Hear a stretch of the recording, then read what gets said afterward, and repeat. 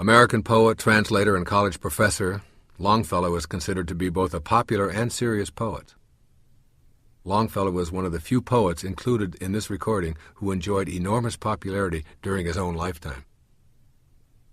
A Psalm of Life, first published in 1839 from a collection of poetry called Voices of the Night, became enormously popular in America and in Europe, as did his later even more famous works titled The Wreck of the Hespers and his classic The Song of Hiawatha.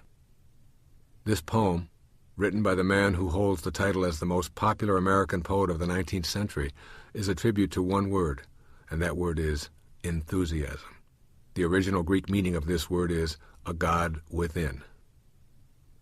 Here's Longfellow's A Psalm of Life.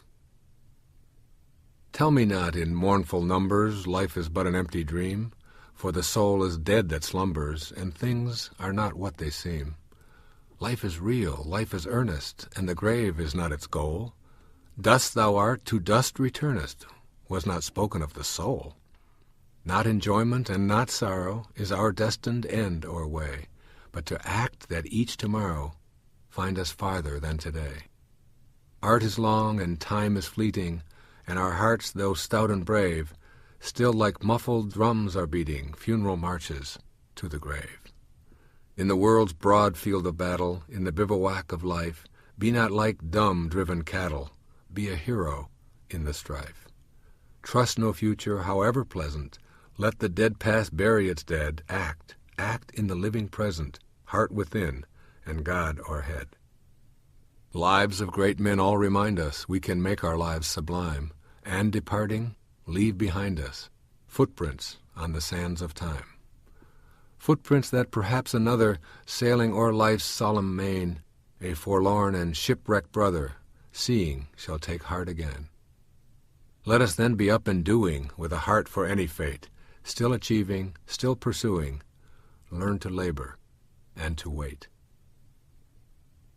Longfellow's Psalm of Life encourages you and me to take a thoughtful look at the brief span of time given to us, which is our life, and to adopt an enthusiastic and grateful attitude for all that we are and all that we experience. In 1861, Longfellow was plunged into melancholy when his second wife died after accidentally setting fire to her dress. After losing 2 wives to untimely deaths, Longfellow longed for spiritual relief, and much of the poetry of his last 20 years reflected his quest for making connection with the divine. Yet this poem, A Psalm of Life, stands as a memorial to the spirit of this great and popular poet. In this poem, Longfellow tells us that the soul is our true essence, and things are not what they seem. Our bodies and our material surroundings are but a myth and a way of thinking that leads us to a dull and unfulfilled life. He reminds us that the grave is not our goal. When we speak of aging, we should refer only to the body, but the soul, the source of our God within, is not comprised of dust. He asks us to forget about our sorrows and our pleasures and instead turn our attention to our own growth and vow to be farther tomorrow than we are today. Our body is on a funeral march to the grave, but the God within will never know such a thing as a burial. I love his choice of words to get us out of the doldrums of a life in which we often act like dumb-driven cattle, doing whatever it is that our herd mentality directs us to do. Rather, he says, be a hero, which I interpret to mean, be enthusiastic until it positively thrills you.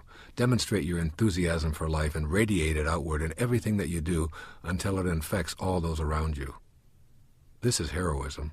You don't have to run into a burning building to save a child to be a hero. You just have to be in touch with that God within. Enthusiasm is not something granted to some and absent in others. All of us have a God within. Some of us choose to be in touch with it and display it, while others mask it and allow it to remain dormant. We let our inner God be dust, even though the poet reminds us, dust thou art, to dust returneth, was not spoken of the soul. Enthusiasm is a quality that nourishes success. When people ask me the secret of giving a great talk, I tell them it's being authentically enthusiastic. Be this, and you will be loved and forgiven for any flaws. Notice those people who have this heart for any fate and continue to achieve and pursue regardless of their circumstances. They love to laugh, They get excited over even the smallest of things. They don't seem to know how to be bored. Give them a gift, and they will hug you in appreciation and put it to use instantly. Give them a free ticket to a concert, and they bubble with delirium over the unexpected opportunity.